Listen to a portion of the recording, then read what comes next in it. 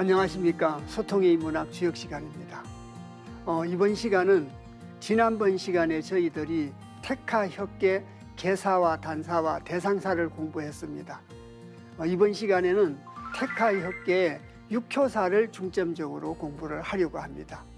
그러면 육효사를 공부하기 전에 지난번 시간에 저희들이 공부를 했던 택하협계 괴상과 개사와 단사와 대상사를 간단하게 살펴보고 육효사로 들어가도록 하겠습니다.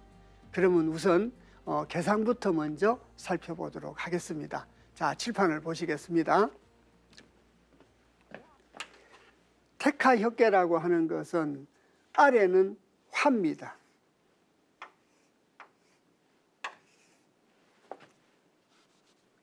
자, 위는 연못입니다. 자, 이래서 위는 연못이고 아래는 불입니다. 그래서 고칠 혁자를 써가지고 자,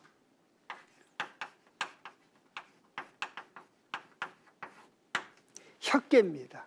원래 혁자가 가죽혁자지요. 가죽혁자인데 자, 주역에서는 택하협계에서 이 혁이라고 하는 것은 바로 고칠 혁자로 씁니다. 그러면 이 혁자가 가지고 있는 그 의미가 어떤 의미를 갖고 있느냐? 변역, 개역 이런 의미를 갖고 있습니다. 범주를 조금 더 넓힌다면 혁명 이런 의미까지 넓힐 수 있습니다. 그래서 변혁과 개혁과 혁명이라고 하는 것은 전체를 고친다는 뜻입니다. 작은 것부터 큰 것까지 전부를 고친다는 겁니다. 저희들이 과거에 공부를 했던 삼풍곡계에서 수정보완이라는 것은 부분적인 의미를 갖고 있습니다. 잘못된 걸 수정하고 보완한다는 것은 전면적인 개혁과 혁신이라기보다는 부분적인 수정 보완의 뜻을 갖고 있습니다. 그런데 택하협계에서는 전부를 고친다는 의미를 갖고 있습니다. 그러면 전부를 갖다가 고친다는 그 의미가 어떤 의미인가 그걸 분명히 살펴보기 위해서 택하협계의 도정계나 상하교역계 또 혹계 이런 걸 저희들이 이제 공부할 때마다 조금씩 살펴봤습니다.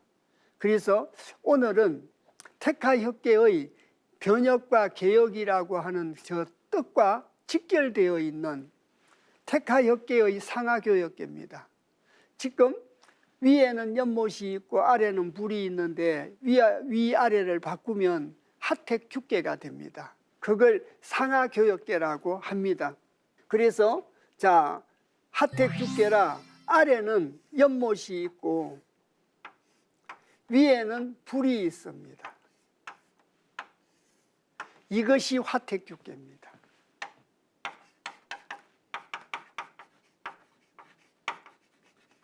그러면 보시다시피 상하가 교역이 됐죠. 이것이 눈목변에 어긋날 규자입니다. 사팔대기 규자 어긋날 규자입니다. 설계평 규정으로 따지면 화라고 하는 것은 둘째 딸입니다. 중녀입니다. 택이라고 하는 것은 연못인데 소녀입니다. 그래서 첫 번째는 기운으로 따지면 불이라고 하는 기운은 위로 올라갑니다. 물이라고 하는 건 기운이 아래로 내려가지 않습니까? 그래서 물과 불이 서로 어긋났습니다. 그것이 어긋날 규입니다. 계층간, 산업간, 지역간, 소득간의 격차 때문에 사람들이 서로 어긋나 있습니다. 그것이 규계의 세상이라는 뜻입니다. 그리고 사람으로 따지면 인사적으로 따지면 둘째 딸은 위로 가고 셋째 딸은 아래로 가서 어긋났다는 겁니다. 괴상으로 따지면 기운과 사람으로 이렇게 따질 수 있는데 사회학적인 측면까지 따진다면 자, 아까 말씀드린 계층, 소득, 지역, 산업 간의 격차, 서로 어긋난 거, 그래서 세상이 모두 어긋나 있는 거, 세상이 모두 어긋나 있을 때는 어떻게 해야 이걸 고칠 수 있느냐. 세상이 모두 어긋나고 만물이 어긋나 있을 때는 수정 보완인 부분적인 거 가지고는 어긋남을 고칠 수가 없다는 겁니다. 이럴 때 어긋남을 고치기 위해서는 작은 것부터 큰 것까지 전체를 뒤집어야 됩니다. 전체를 뒤집는 상하교역이죠. 상하교역을 하면 뭐가 됩니까? 택하혁이 됩니다. 그래서 택하혁이라고 하는 것은 작은 것부터 큰 것까지 모든 문물, 제도, 의식 구조에 이르기까지 변혁과 개혁을 한다는 뜻입니다. 자, 그래서 이런 뜻을 갖고 있는 것이 바로 혁계다. 그래서 상하교역계인 화택규계와 서로 비교를 하면 쉽게 이해가 가실 수 있지 않나 싶습니다. 자, 그래서 거듭해서 밝히지만 변혁과 개혁에 대한 뜻을 분명하게 숙지를 갖다가 하셔야 됩니다. 자, 그러면 지난번 시간에 저희들이 읽어봤던 자, 개사와 단사와 대상사를 읽어보도록 하겠습니다. 자, 화택규계의 개사입니다. 혁은 이일이라야. 혁이라고 하는 것은 고칠 혁자라고 말씀드렸고, 고친다라고 하는 것은 변혁과 개혁을 보고 말을 한다. 그래서 혁은 개혁과 변혁과 좀 더 큰 범주로 따진다면 혁명은 이일이라야 내부하리니. 이미 있자, 자, 날일자입니다. 이미 그날을 보고 말합니다. 고치기로 작정한 날, 그 말입니다. 이일이라고 하는 것은 고치기로 작정한 날, 고쳐이라야 내부일이니. 자, 이인의자 밑불부자 마침내 믿는다라고 하리니. 마침내 믿는다라고 하리니 원형이정하야 해망하니라. 고치는데, 작은 것부터 큰 것을 모두 고치는데, 사회 전체를 변혁시키고 개혁시키는데, 나라 전체를 위해서 변혁시키고 개혁시켜야 되지 않겠습니까? 또 변혁을 시키는 기준은 천도라야 됩니다. 원형이정으로 고쳐야 됩니다. 원형이정으로 가지고 개혁을 하고 변혁을 한다면 후회할 해자에다가 없을 망자를 썼습니다. 후회함이 없게 된다는 겁니다. 자, 그래서 고친다고 하는 것은, 개혁과 변혁은 작정한 날이라야 내부하리니, 사람들이 믿는다라고 하리니, 원형이정하야 개인의 욕심으로는, 사리사욕으로는 변혁을 이룰 수가 없다는 겁니다. 원형이정으로 가지고 해야 해망하니라. 후회함이 없다. 이 구절에 대해서 공자께서 단사에서 첫 구절은 혁에 대해서 설명을 하고 있습니다. 자, 혁에 대해서 설명을 하고 있고, 두 번째 구절 끝부분에서는 이일 내부에 대해서 설명하고 있고, 세 번째 줄의 자, 끝에서 해망에 대해서 설명하고 있습니다. 그래서 개사에 나오는 내용 전체를 첫 구절, 두 번째 구절, 세 번째 구절에서 설명을 하고, 네 번째 구절과 다섯 번째 구절은 결론식으로 공자께서 붙인 내용입니다. 자, 그러면 이 내용을 자세히 살펴보도록 하겠습니다. 단에서 이르기를 혁은, 개혁 변혁이라고 하는 것은 수와 상식하며, 물과 불이 서로 상자 실식자입니다. 물과 불이 서로 신다는 겁니다. 자, 그래서 잠시 계상을 보시겠습니다. 위에 건 물이고 아래 건 불이라고 말씀드렸지 않습니까? 기운으로 따지면, 자, 연못의 물은 아래로 내려가고, 자, 불은 위로 올라가겠죠. 자, 그래서 설계편에 나오듯이 수와 상체입니다. 서로 상자 미칠 채자. 그래서 서로 미친다. 다시 보시겠습니다. 그래서 혁은 수와 상식하며 이녀 동거하되, 불이라고 하는 것은 둘째 딸이고 연못이라는 건 셋째 딸이라고 했지 않습니까? 그래서 두이자 여자 여자를 써서 이녀라고 표현을 한 겁니다. 이녀가 같을 동자 머물거자 같이 산다라고 하되, 같이 머문다라고 하되, 택하였게 안에 위에는 연못이 있고 아래는 불이 있습니다. 같이 머물고 있고 같이 살고 있습니다. 그런데 기지불상득이, 거기자 뜻자 뜻지자 아니불자 서로상자 얻을덕자입니다. 같은 괴상 안에서 상하를 이루면서 같이 살고는 있는데 그 뜻을 서로 얻지 못하고 있습니다. 그 뜻을 얻지 못하고 있어 가지고 내부적으로 굉장히 문제가 있고 서로 어긋나 있겠죠. 그 어긋남을 갖다가 고쳐야 되는 것이 택하혁계지 않습니까? 자, 그래서 기지불상득이 왈혁이라. 자, 그 뜻을 서로 얻지 못하기 때문에 이르기를 혁이라. 개혁과 변혁을 갖다가 함이라. 그래서 개혁과 변혁을 이름이라. 개혁과 변혁을 해야 된다는 겁니다. 서로 얻지를 못하기 때문입니다. 자, 그리고 두 번째, 이일 내부에 대해서 설명을 해가지고, 이일 내부라고 하는 것은 작정한 그날이라고 말씀드렸지 않습니까?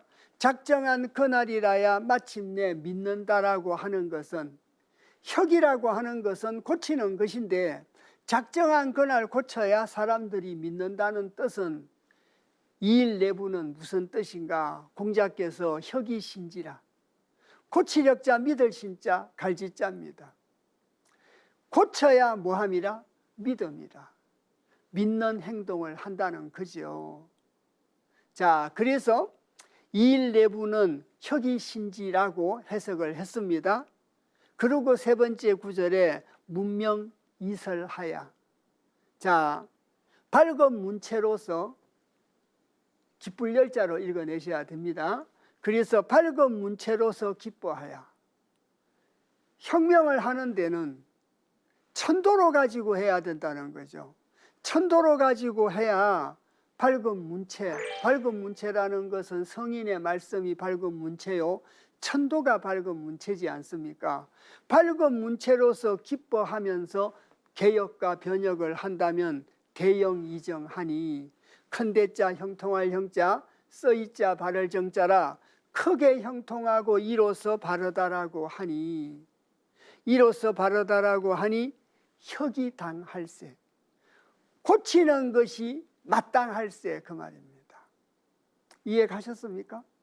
자, 성인의 말씀이요 천도인 밝은 문체로서 기뻐하고 대영이정하니 크게 형통하고 이로써 바르다라고 하니 고치는 것이 마땅하다는 겁니다. 내부적 문제가 있다면, 심각하다면, 어긋났다면 전부 다 고쳐야 된다는 거죠. 그리고 기에 내망하니라. 괴사에서는 그냥 해망이라고 했는데 공자께서는 단사에 거기자와 이내자를 붙였습니다. 그래서 그 후회함이 마침내 없을망자입니다. 없다 하나니라. 이렇게 하면 그 후회함이 마침내 없을 것이다. 그렇게 개혁, 변혁, 혁명을 해야 된다는 얘기입니다. 자, 주역에서 말하는 그 혁명의 전제 조건이라는 것은 첫째는 민심을 얻어야 되고 두 번째는 공명정대해야 된다라고 합니다.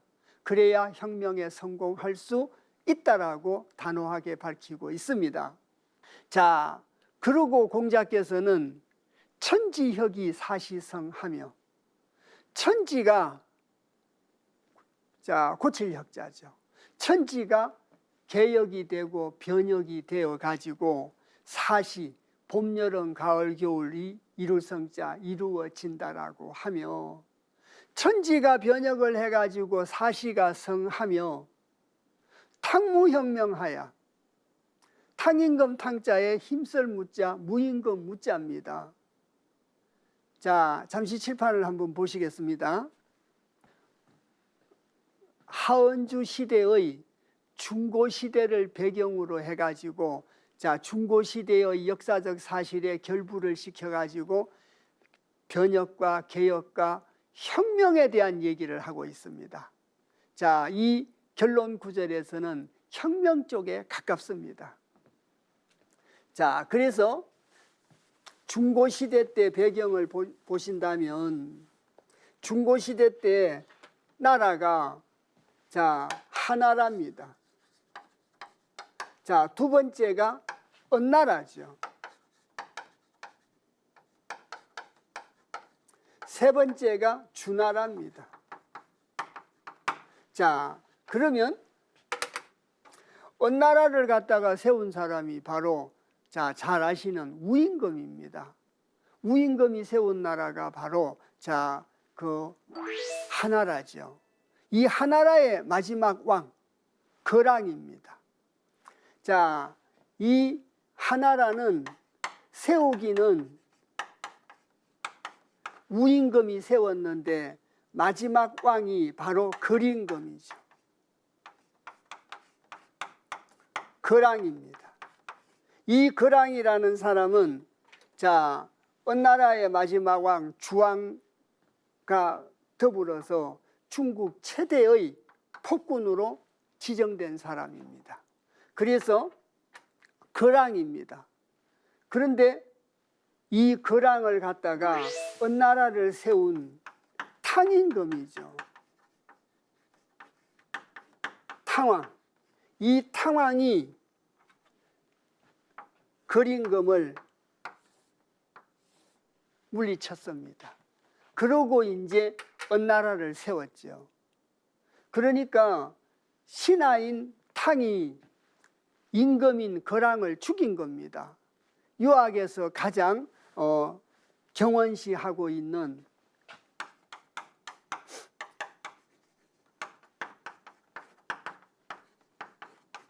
이신벌군입니다. 신하로서 임금을 쳤다는 겁니다. 이 이신벌군은 역사적 정당성, 당위성을 얻기가 굉장히 어렵습니다. 임금을 죽이고 임금이 된 사람에게 역사적인 당위성, 권력의 정당성을 부여하지 않았습니다. 그 자체를 도덕적이지 않다고 봤고 정당하지 않다고 본 겁니다. 그래서 탕왕이 죽였습니다. 그리고 이 탕왕으로부터 마지막 왕인 주왕입니다.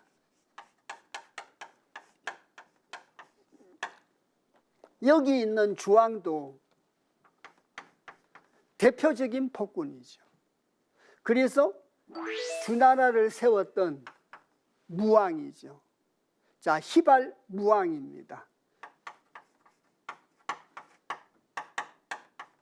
이 무왕이 주임금을 쳤죠. 그래서 다시 말씀드리면 탕왕은 거림금을 죽였고 무왕은 주임금을 죽였습니다. 그럼에도 불구하고, 자, 테카 혁계의 단사 말미에서 공자께서는 탕무혁명이라고 합니다. 탕임금 탕자와 힘쓸 무자, 무임금 무자를 써서 탕무혁명이라고 해서 이 두 사람이 거랑과 주왕을 죽인 것에 대해서 정당성을 부여하고 있습니다. 그래서 방금도 말씀드렸듯이, 자, 탕무혁명이라고 얘기하고 있지 않습니까?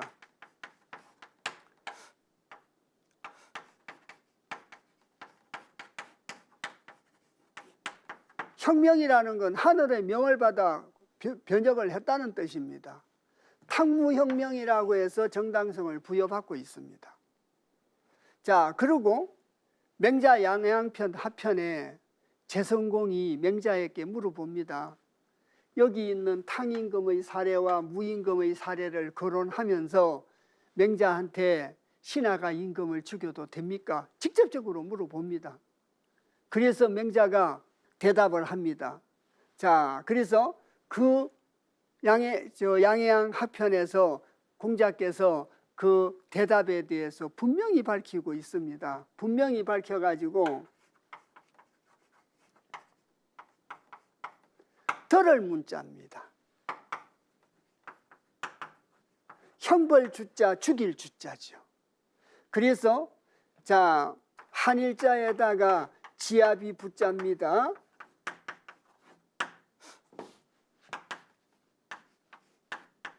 그래서 주라고 하는 주임금을 보고 말합니다. 주라고 하는 한 사람의 필부가 죽었다는 소리는 들었다는 겁니다. 이건 들었는데 안일미자에다가 들을 이자입니다. 듣지 못했다는 뜻이지 않습니까? 그래서 자, 주라고 하는 일개 필부가 죽었다는 소리는 들었는데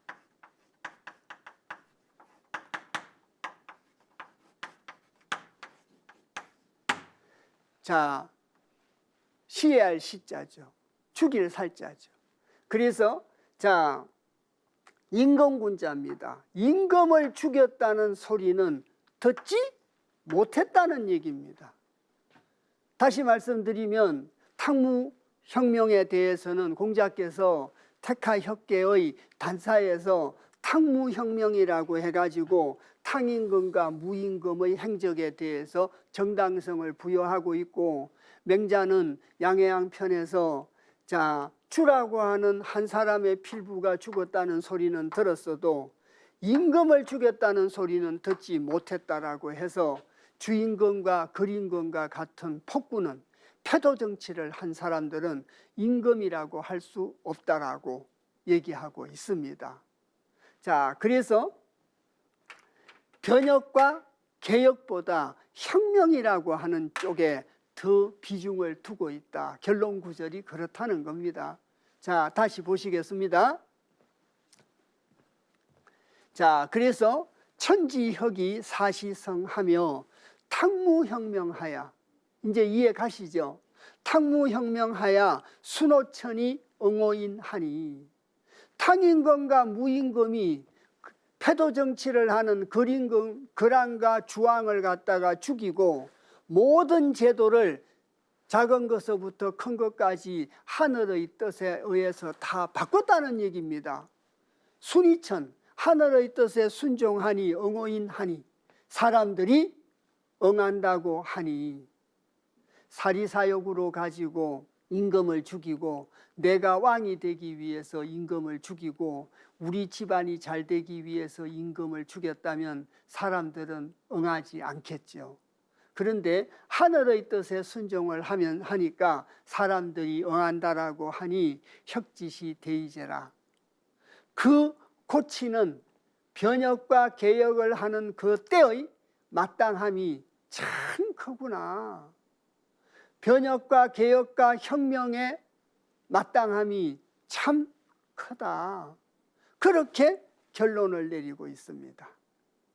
자, 그리고 대상사로 왔습니다. 작은 것서부터 큰 것을 다 바꿔야 된다라고 얘기했습니다. 개혁과 변혁이라고 하는 것은. 자, 그런데 상활, 택중유하가 혁이니, 자, 연못 속에 불이 있는 것이 혁이다. 불과 물이 서로 어긋나고 같은 궤에 머물고 있으면서 서로 뜻을 얻지 못하니 고쳐야 된다라고 단사에서 나왔지 않습니까? 그래서 혁이니 그러한 고쳐야 될 것을 군자 이하야 군자가 보고 치령명시하나니라. 다스릴 치자, 지날 역자, 밝을 명자, 떼시자입니다. 지나간 것을 다스리라고 하는 것은 책력을 다스리라는 뜻입니다. 옛날에는 농경사회였지 않습니까? 농경사회라고 하는 것은 계절과 농사가 밀접한 관계를 가졌지 않습니까?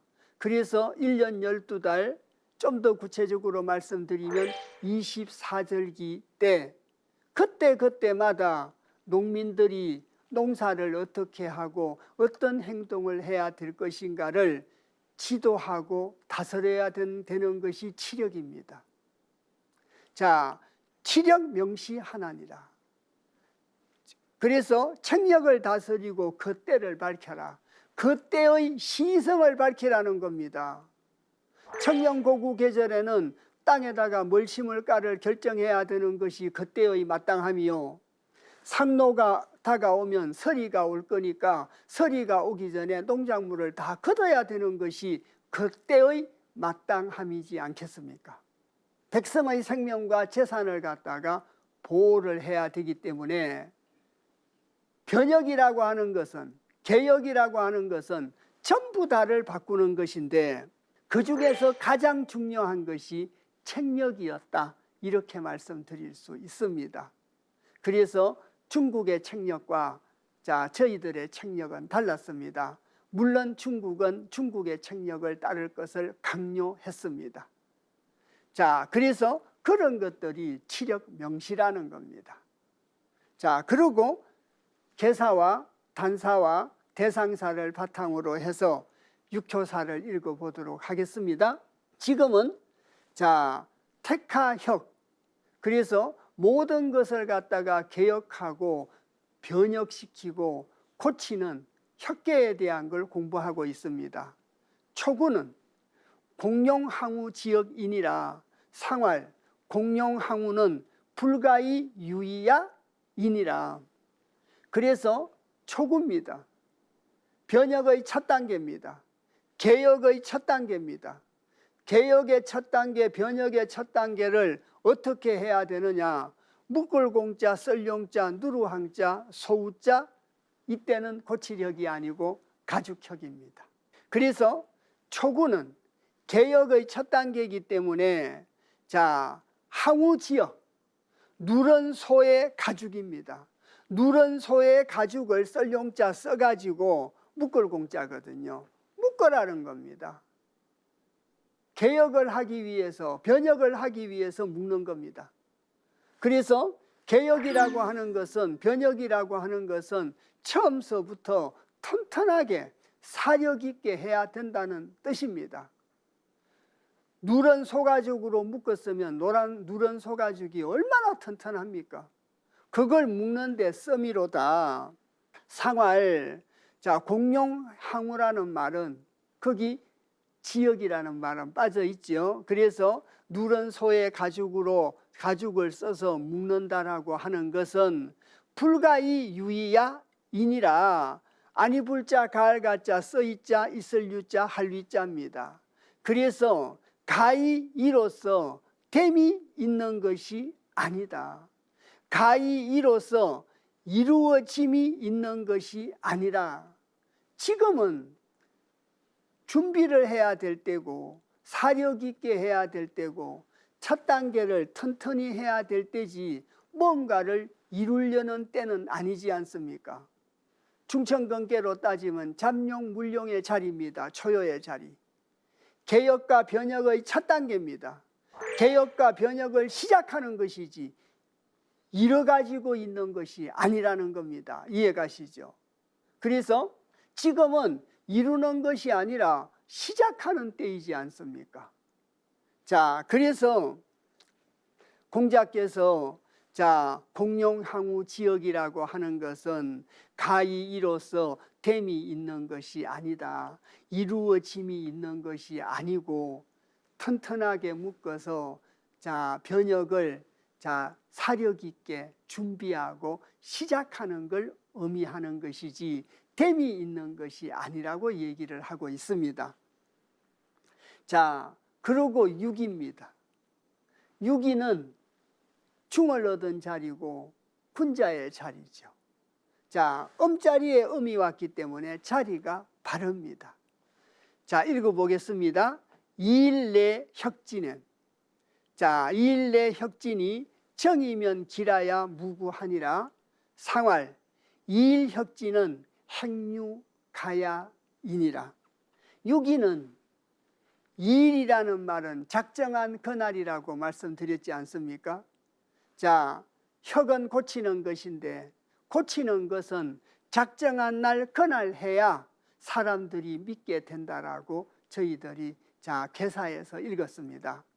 자, 그래서 유기군자는 오요 성인의 말에 순종을 해야 되겠죠. 잠시 계상을 보시겠습니다. 저희들이 지금 6.25를 갖다가 있습니다. 이 6.25는 성인 오요와 정엄의 관계에 있습니다. 성인 지도로 가지고 변혁을 갖다가 시도하는 거죠. 여기 있는 초구는 잠룡물룡이라 변혁을 준비해야 될 때입니다. 변혁을 시작해야 되는 건 6.25부터 시작을 합니다. 또 6.25는 아래와 위하고 서로 친할 수도 있죠. 또 중을 얻었습니다. 여러 가지 굉장히 좋은 여건을 가지고 있는 효다, 이렇게 말씀드릴 수 있습니다. 다시 효사를 보시겠습니다. 좋은 여건을 가지고 있습니다. 그래서 이일내역지는 작정한 날 마침내 고침이니, 작정한 날 마침내 고침이니 정이면 칠정자인데 나아갈 진짜의 뜻으로 읽어서 나아갈 정으로 읽지 않습니까? 소인지도를 물리치면서 나아간다. 그것이 칠정이라고 말씀드렸습니다. 자, 이래서 작정한 날 마침내 고침이니 나아가면 길하고 허물이 없다. 괴사의 내용과 일치되는 내용이죠. 자, 그리고 여기에 대해서 공자께서 상에서 이르기를 이일혁지는 작정한 날 고친다라고 하는 것은 행유가야이니라. 행하면, 작정한 날 고친다고 하는 것은 그렇게 행하면 있을 유자 아름다울 가짜입니다. 행하면 아름다움이 있을 것이다. 다시 계상을 보시겠습니다. 지금 저희들은 택하혁계를 공부하고 있습니다. 6.25는 중을 얻은 자리입니다. 또 구호 성인과 정어의 관계에 있습니다. 아래에 있는 초구와 구상과 친비의 관계에 있습니다. 모든 걸 다 갖춘 효가 6입니다. 그따 대고 중까지 얻었습니다. 그래서 이 6.25가 이런 모든 걸 준비해서 나아간다면, 특히 작정한 날 고치게 된다면 아름다움이 있다는 겁니다. 이해 가셨습니까? 다른 여건을 다 갖췄는데 이 일까지 갖추었습니다. 작정한 날까지 갖추었다는 얘기입니다. 그러니까 택하혁계 단사에서 얘기하고 있는 여건을, 이일 내부를 6.25가 갖추고 있는 거죠. 그리고 배경적인 게 다 갖추고 있습니다. 그래서 저럴 때 행하면 아름다움이 있다라고 공자께서 해석을 하고 있습니다. 이해 가셨습니까? 그 다음 사묘를 보시겠습니다. 사묘는 계사편 9장의 근거로 따지면 교만하기 때문에 흉이 있는 자리다, 이렇게 되어 있었지 않습니까? 배경이 그렇다는 겁니다. 9.3은 정이면 흉하고 정이라도 여하니, 혁언이 삼치면 유부일이라 상활 혁언 삼치언이 우화지일이요. 9.3은 양자리에 양이 왔습니다. 대신 6이 중자리를 지나쳤기 때문에 약간 교만하겠죠. 그래서 9.3은 정이면 교만한 마음으로 나아가면 흉하다는 겁니다. 성인 지도에 뭐 해야 됩니까? 순종해야 됩니다. 남의 말을 들어야 됩니다. 성인 지도에 순종해야 됩니다. 내 생각대로 움직이면 흉하다는 뜻입니다. 지금은 모든 걸 개혁하고 변혁시켜야 될 택하였게의 시점입니다. 여기서 원형이정에 의지를 하고 원형이정을 기준으로 해가지고 모든 걸 고쳐야 된다. 내 생각대로 고치면 흉한 괴가 바로 택하혁입니다. 이해 가시죠? 그래서 3호를 다시 보시겠습니다. 자, 9.3은 내 생각대로 나아간다는 뜻입니다.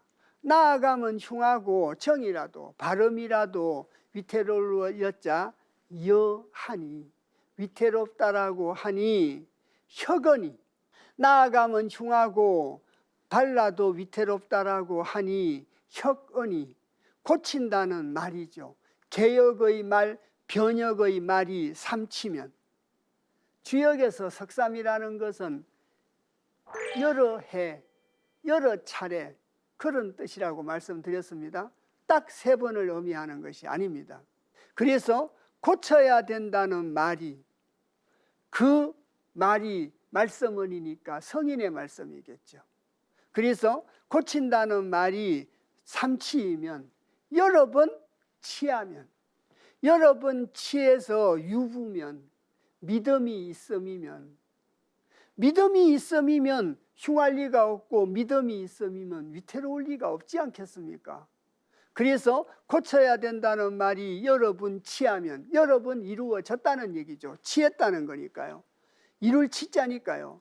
그래서 여러 번 이루어지면 유부면 믿음이 있음이면 이 말은 공자께서 상활 혁언 삼치에 대해서 설명을 해가지고 개역 변역의 말이 여러 번 이루어진다는 것은 우화지일이요. 또자에 어찌하자 갈지자인데 저 갈지자는 동사의 의미라 행할 행자의 뜻입니다. 또한 어찌 행하리요. 자, 혁의 말이 개역의 말이 여러 번 이루어졌습니다. 여러 번 이루어졌는데 어찌 또 행하겠는가. 그래서 방금도 말씀드렸지만 갈지자를 동사로 행할 행자로 봐주셔야 된다는 겁니다.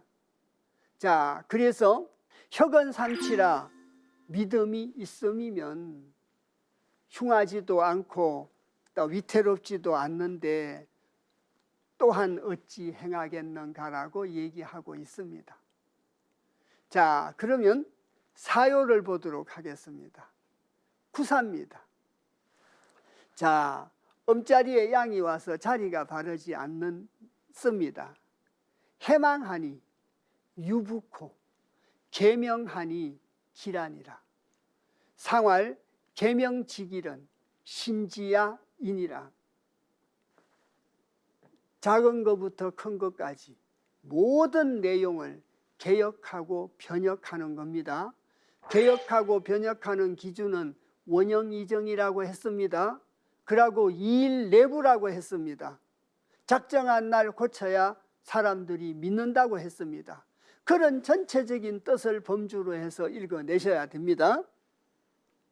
구사는 해망하니 후회함이 없다라고 하니 유부코 믿음이 있고 계명하니 기란이라. 고칠 개자 명명자입니다. 하늘의 명을 고친 게 아니라 명에 의해서 고쳤다는 뜻입니다. 명을 고쳤다는 뜻은 하늘의 명으로 내가 고쳤다는 뜻이라는 겁니다. 그래야 길한 것이지 어떻게 하늘의 명을 제가 고치겠습니까? 하늘의 명으로 인해서 제가 반성하고 고치는 거 아니겠습니까? 그렇게 하면 길하니라. 공자께서 계명지 길은 명을 고쳐서 길하다고 하는 것은 하늘의 명 때문에 고친 거죠. 하늘의 명으로 고쳤다 이렇게 유추해석하셔도 됩니다. 자, 신지야이니라. 믿을 신자 뜻지자입니다. 뜻을 믿음이니라. 하늘의 뜻을 믿고 하늘의 뜻으로 가지고 개역 변역을 하려는 그 뜻을 믿는다는 겁니다. 자, 그렇기 때문에 길하다는 거죠. 자, 거듭거듭 말씀드립니다마는 저희들은 지금 변역 개역을 공부하고 있습니다. 변혁 개혁을 공부하고 있는데 원형이정으로 하면 후회함이 없다라고 했지 않습니까? 원형이정은 천도지 않습니까? 원형이정으로 가지고 명을 고치면 길하다는 것은 그 뜻을 믿음이니라고 얘기하고 있습니다. 자, 원형이정이면 해망이라는 또 택하혁계의 계사단사의 내용을 바탕으로 육효사에서는 구체적으로 지금 설명을 하고 있습니다. 자, 그 다음 오요입니다. 오요는 성인의 자리죠. 또 중을 얻은 자리요. 양자리에 양이 와서 자리가 바른 자리입니다. 자, 거듭거듭 말씀드리지만 지금은 개혁과 변혁입니다. 개혁과 변혁을 하면 개혁과 변혁을 한 것이 백성들, 국민들의 피부에 드러나야 되겠죠. 자, 그런데 구호는 대인이 호변이니 미점의 유부이니라 상활 대인 호변은 기문이 병야이니라. 자, 대인은 성인을 보고 말하지 않습니까? 성인의 군자적인 표현이 대인입니다. 자, 그래서 구호는 대인의 자리죠. 구호는 대인이 도모자의 변할 변자입니다. 호랑이는 털갈이를 하면 털이 선명하게 고친다는 겁니다. 털의 색깔이 선명하게 변한다고 해야 되겠죠. 선명하게 변합니다. 그것도 부분만 변한 것이 아니라 전체가 변했습니다. 개혁과 변혁이라는 것은 전체적인 걸 의미한다, 이렇게 말씀드렸지 않습니까? 자, 그래서 대인이 호변이니 누가 보더라도 호랑이의 털갈이가 분명해가지고 색깔이 선명합니다. 개혁과 변혁을 누구나 다 볼 수 있습니다. 개혁과 변혁의 내용이 선명하다는 얘기입니다. 그것이 대인 호변입니다. 그래서 안일미자 점점자 있을 유자 밑불부자입니다. 점을 하지 않아도 믿음이 있음이니라. 점을 치지 않아도 믿음이 있다는 거죠. 점이라고 하는 것은 길가에서 말하는 점이 아니라 극수지례지위 점이라 성인의 말씀에 대한 헤아림을 극하면 다가옴을 아는 것이 점이다. 자, 계사상편 5장에 나오는 구절이죠. 그래서 그렇게 헤아리지 않아도 믿음이 있다. 왜? 성현의 말씀을 헤아리지 않아도 믿음이 있다는 것은 대인 호변이기 때문입니다.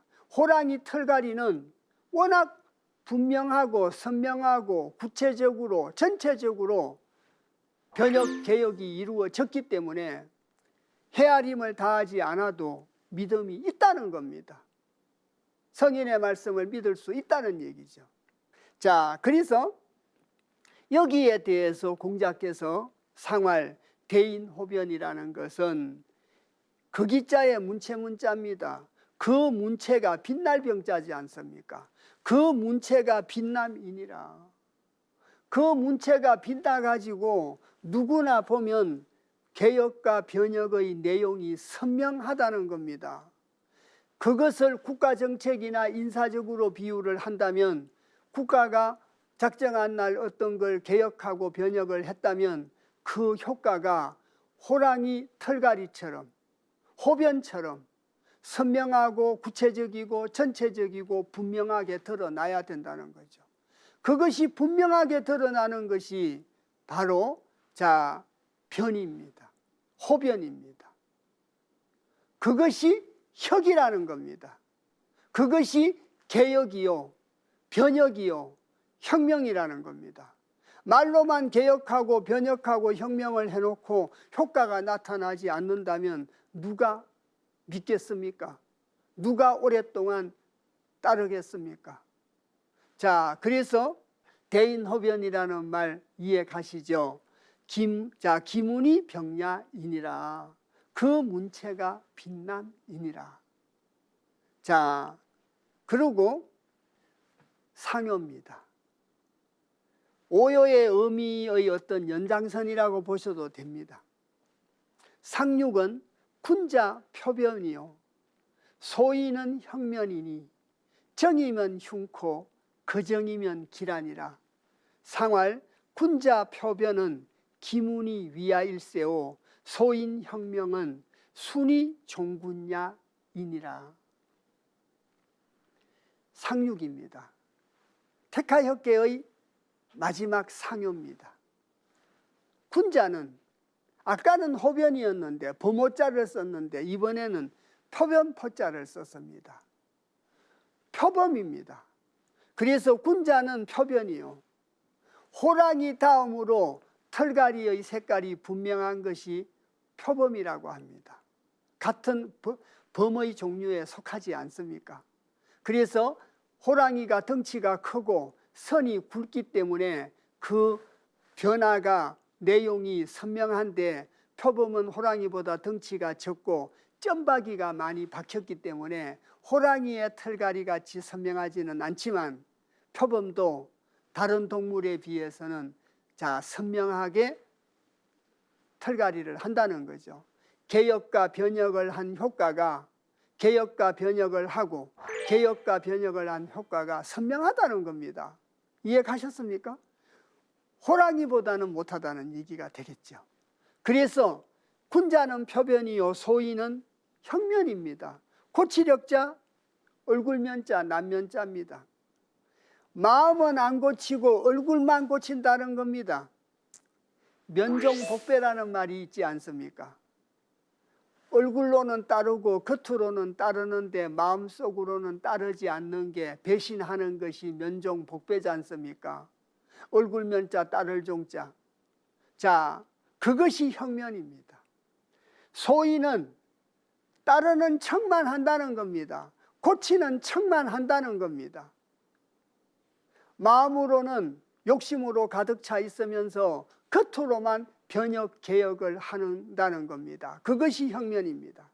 형면이니 정이면 흉코 그대로 나아가면 흉하게 되고 거정이면 길하니라. 머물러서 바르게 하면 길하다는 겁니다. 욕심 내려놓고 원형이정으로 가지고 개혁하고 변혁하면 길하게 된다는 거죠. 군자처럼 표변하면 길하게 된다는 겁니다. 면종복배하면 흉하다는 거죠. 자, 그래서 공자께서는 군자 표변과 소인 형면을 분명하게 해석을 하셨습니다. 군자 표변은 기문 위하이요. 자, 글문자인데 문체문자입니다. 성할 위자입니다. 그래서 그 문체가 성함이요. 그 문체가 빛남이요. 그래서 군자는 표변이라 표범처럼 털갈이를 하기 때문에 그 문체가 빛나고 성함이요. 소인 형면은 소인이 얼굴만 개혁하고 변혁한다는 것은 순이종 군야 자이니라. 순종으로서 임금을 따르는데 순종으로서 임금을 따르는데 마음으로는 따르지 않고 겉모습으로만 따른다는 겁니다. 마음으로는 따르지 않고 겉으로만 따른다. 아까도 말씀드렸지 않습니까? 면종복배입니다. 그러면 소인은 개혁 변혁을 못하겠죠.